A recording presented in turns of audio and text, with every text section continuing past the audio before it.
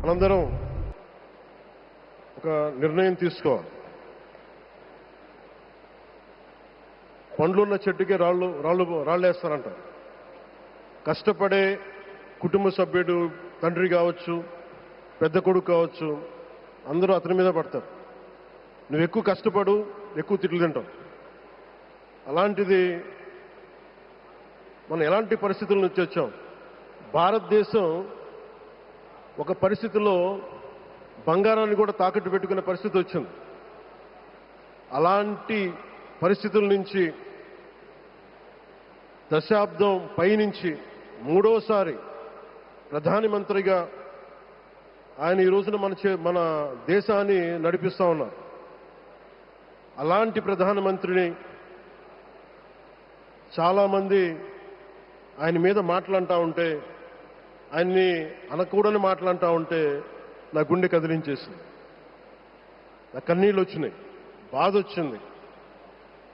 దేశం కోసం కష్టపడే వారికి ఇవా చివరికి మనం ఇచ్చేదేం? కొత్త తరానికి ఏం తెలుసు? ఆయన పడ్డ కష్టం. ఒక్కరోజు కూడా సెలవు తీసుకోలేదు మన ప్రధానమంత్రి గారు. ఈరోజు పెట్టుబడులు వస్తున్నాయి మనకి, ఒక్కరోజు కూడా సెలవు తీసుకోలేదు.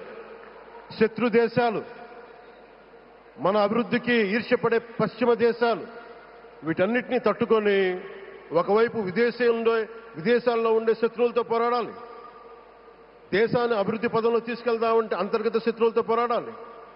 అలాంటి వ్యక్తికి మనం ఇవ్వగలిగేది కేవలం మేమున్నాం మీ వెంట, మీ మీద మాట పడితే అది మా మీద పడ్డట్టే, అదే మనం వారికి ఇవ్వాల్సింది. నిజంగా ఆయన జంతర్ మంత్రులు అన్ని మాట్లాడుతూ ఉంటే నేను ఈ రోజున ప్రధానమంత్రి గారికి ఒకటే ఇస్తున్నాను: మిమ్మల్ని కొట్టే నాయకుడు లేడు ఈ భారతదేశంలో, రాబోడు. కానీ మీరు పడ్డ శ్రమ, మీరు పడ్డ కష్టం ఎవరు తీసుకోలేరు. పిల్లల్ని సరైన దారిలో పెట్టడం, సరైన సంస్కారాలు నేర్పించడం చాలా చాలా అవసరం. ఈరోజు పొద్దున్న ప్రధానమంత్రి గారి స్టేట్మెంట్ చూశాను. ఆయన తిట్టిన, ఎన్ని దూషించారో వారిని కూడా పెద్ద మనసుతోటి క్షమించారు ఆయన. అలాంటి ప్రధానమంత్రి గారికి మీ పాదాలకు నేను నమస్కారం తెలియజేస్తున్నాను. నిజంగా మీ ఉన్నతి, మీ ఔన్నత్యం ఈరోజు చాలా చాలా స్ఫూర్తిదాయకం.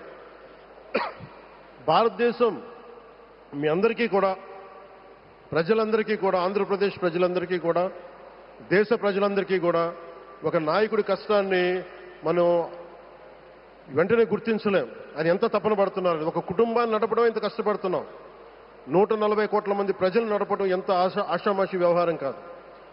ముందుకు తీసుకెళ్లే నాయకుడికి తెలుస్తుంది. అలాంటి వ్యక్తికి మనం ఏమి ఇవ్వగలం? దేశాన్ని నడిపించడం అంటే రామకార్యం లాంటిది. హనుమంతుడు లంకకు లంఘించినప్పుడు అనేక అవంతరాలు వచ్చినాయి, అనేక అడ్డంకులు వచ్చినాయి. రామకార్యం చాలా గొప్పది. అలాగే ఈరోజు ప్రధానమంత్రి గారు దేశాన్ని ముందుకు నడిపించేది బృహత్ కార్యం, చాలా మహాకార్యం అది. అలాంటి వ్యక్తికి మనం ఇవ్వగలిగేది, హనుమంతుడికి మనం ఏమి ఇవ్వగలం? నువ్వెంత గొప్పగా లంఘించావు, ఎంత కష్టపడ్డావు. ఏ దేవతకైనా ఇవ్వాల్సిన స్తుతే. వాళ్ళు మన నుంచి ఏమి కోరుకోరు.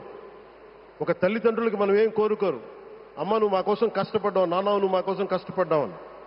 అలాగే ఈ దేశ ప్రధానికి, సెలవు తీసుకోకుండా పనిచేస్తున్న ఈ దేశ ప్రధానికి మనం ఇవ్వగలిగేది, మీరు మా కోసం ఎంత కష్టపడ్డారు, మీరు మా కోసం నిరంతరం ఎంత శ్రమ తీసుకున్నారని చెప్పడమే మనందరి కర్తవ్యం.